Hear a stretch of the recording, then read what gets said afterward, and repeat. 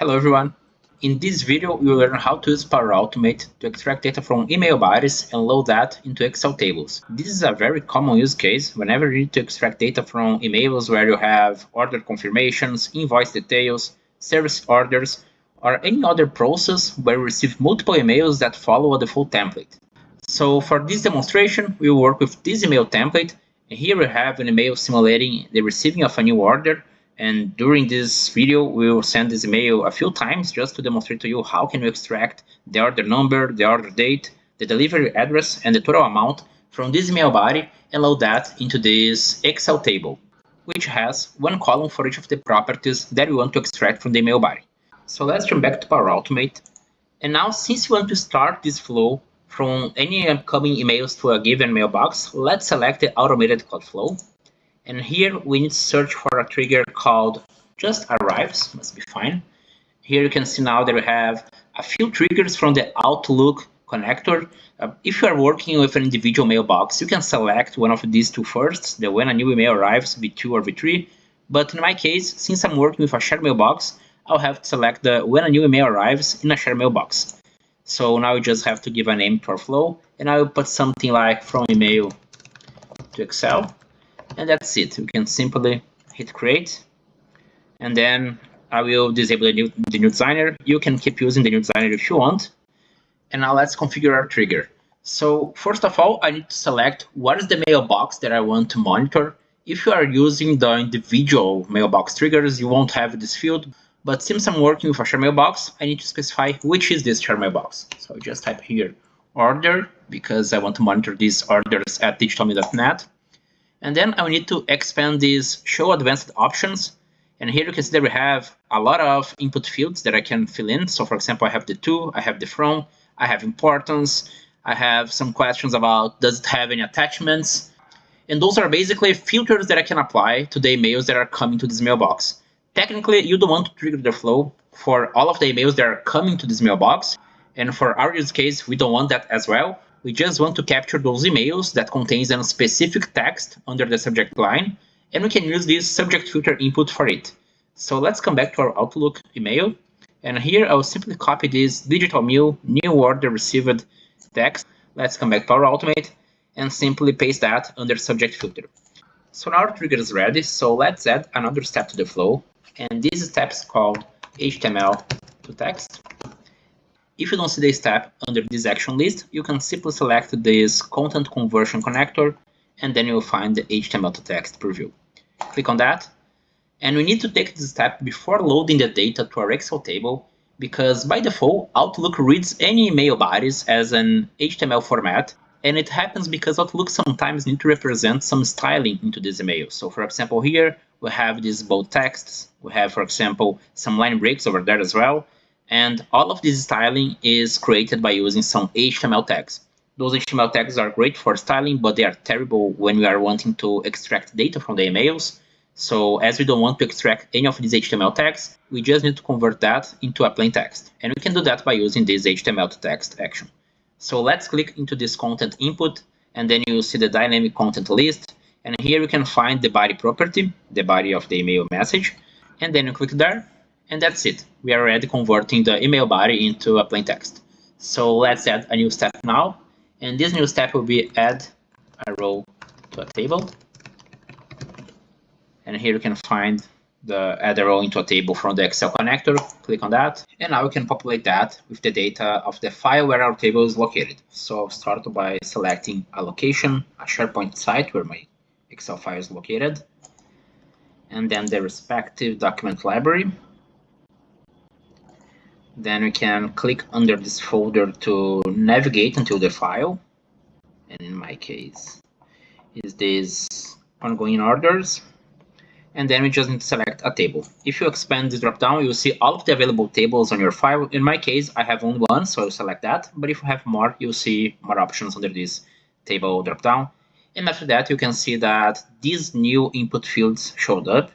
And each of these new fields match to an existing column in our Excel file. So let's start now to using some expressions to extract these properties. Let's start with the order number, and then you can simply click into this input field. You'll see this dynamic content list again, and then we can select the expression tab. And now we start to craft our expression.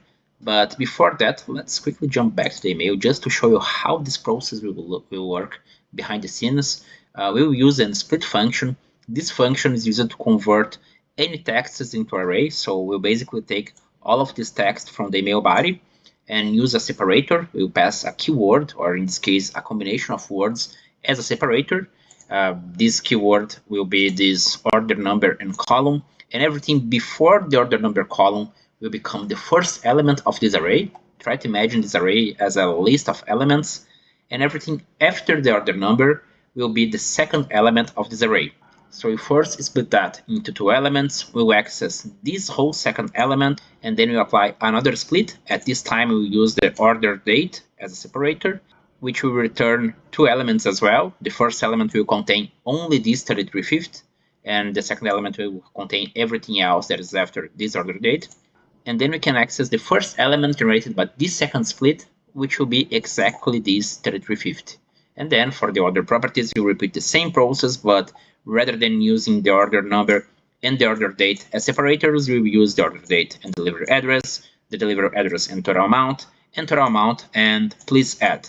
So let's jump back to Power Automate, and here we can start to type our split function, and then you can open parentheses to pass the parameters to your function. The first parameter is the text that will be splitted. In this case, we want to use the outputs from this HTML to text action, so you can keep your cursor inside these parentheses and click back to the dynamic content tab, and then you can simply select this the plain text content dynamic content. Right after that, you add a comma to now select your second parameter. The second parameter is the separator, so the text that we will use to split our email body into an array with two elements. So you just come back to the email, copy this order number and column, make sure to include the column when you're copying, and come back to Power Automate, open single quotes, just because as we are passing a text value to this expression, we need to encapsulate that between these single quotes, never double quotes, always single quotes when you are working with Power Automate expressions, and simply copy your order number. Now, to access the second element of this first generated array, we just have to encapsulate all of this expression with this last expression. So this is another expression different from the split. The split will divide your text into an array with two elements, and the last will simply access the last element, which in this case the second one, from this array.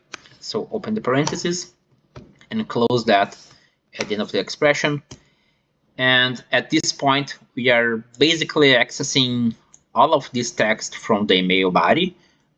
It's not enough. We'll need to split that again. And at this point, using this order date, so I'll just copy that, come back to Power Automate and repeat the process. So I type split, open the parentheses, go to the end of the function, add a comma to go to the second parameter, open single quotes, and paste this order date and column.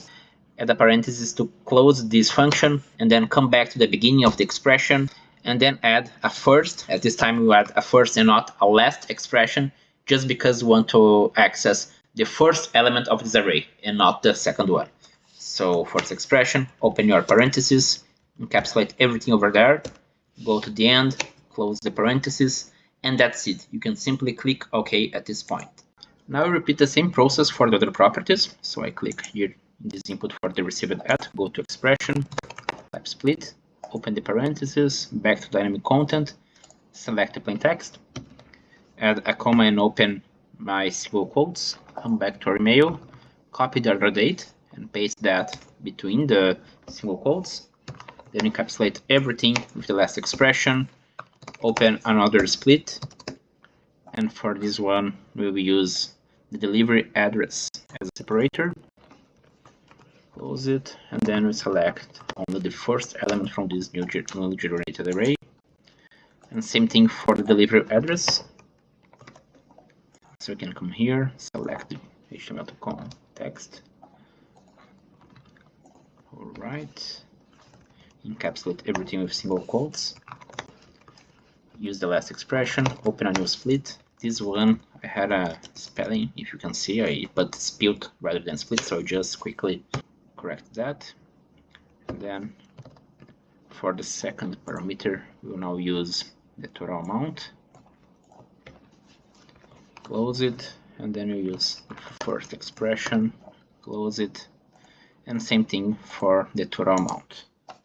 So open the split, select the plain text,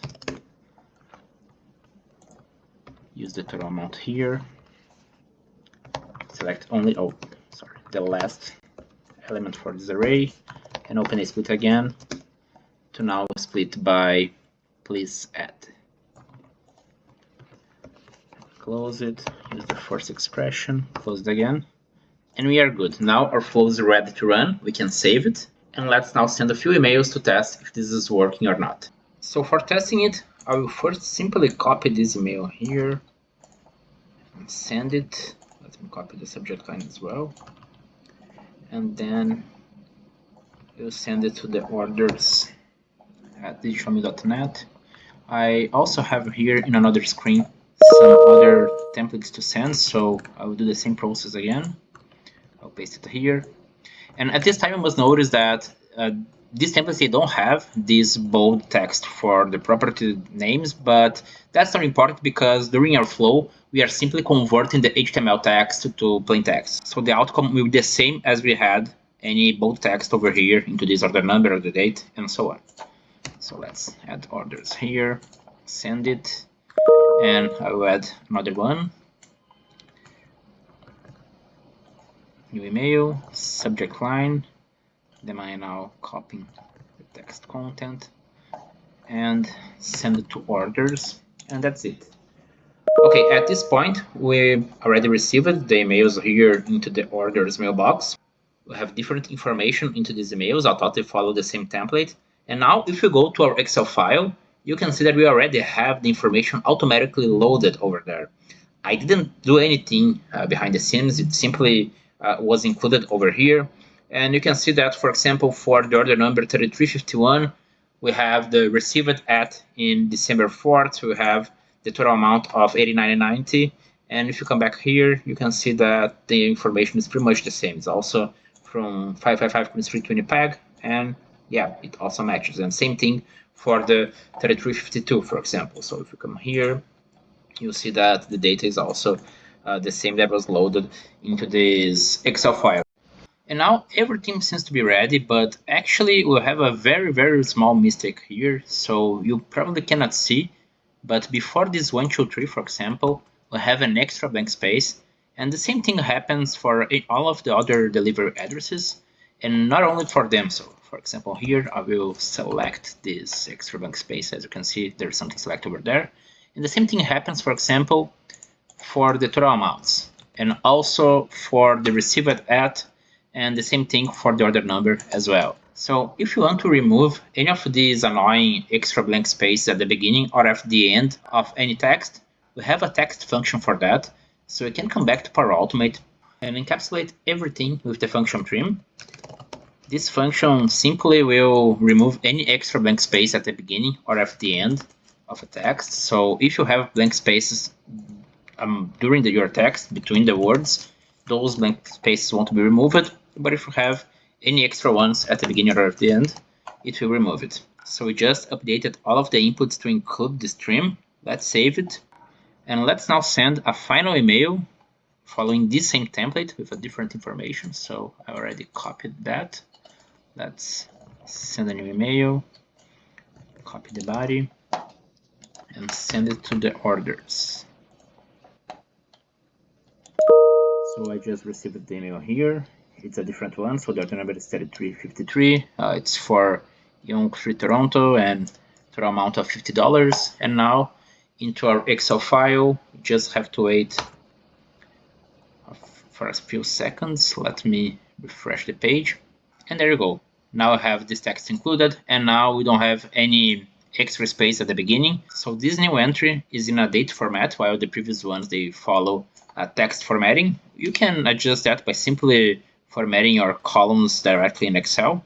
But the important thing is that now we don't have any extra space at the beginning. So this string function is simply removing those annoying extra spaces, and it can be very useful to ensure some data consistency for your flows whenever you are loading data into different data sets. So that's what I had for today. I hope you enjoyed this video, and let me know your thoughts or if you have any questions into the comments. See you in the next one.